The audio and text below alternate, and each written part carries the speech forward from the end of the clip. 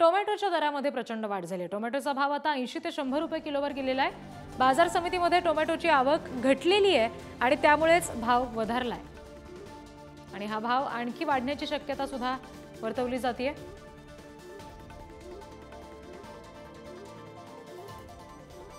प्रतिनिधी शिल्पा नरवडे यांच्याकडून आपण अपडेट्स घेणार आहोत। शिल्पा, काय नेमकी कारण आहेत टोमॅटोचा किंवा इतरही भाजीपाल्यांचा दर इतका वाढण्यामागची? रिद्धी गेल्या 2 ते 3 दिवसांपासून संपूर्ण महाराष्ट्रामध्ये मुसळधार पाऊस पडत आहे आणि या पावसाचा फटका ह्या शेतकऱ्यांच्या मालाला बसलेला पाहायला मिळत आहे। शेतामध्ये जो माल आहे तो भिजला जात आहे आणि तो प्रचंड प्रमाणात माल खराब होत आहे। जो थोडाफार माल व्यवस्थित आहे तो एपीएमसी मार्केटमध्ये येत आहे, मात्र तो माल भिजलेल्या स्वरूपात येत आहे आणि त्यामुळे या मालाची विक्री करत असताना या मालाचे भाव वाढलेले पाहायला मिळत आहेत।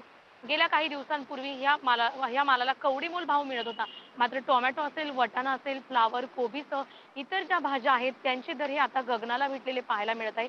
टोमॅटो हा 80 ते 90 100 रुपये किलोने विकला जात आहे। जशी त्याची क्वालिटी असेल त्या क्वालिटीनुसार या भाज्या विकल्या जात आहे। सध्या 2 दिवसांपासून पावसाला उसंती मिळालेली आहे, त्यामुळे या दरांमध्ये प्रचंड प्रमाणात वाढ झाल्याची पाहायला मिळत आहे। रिद्धी, दिलेल्या या सगळ्या माहितीसाठी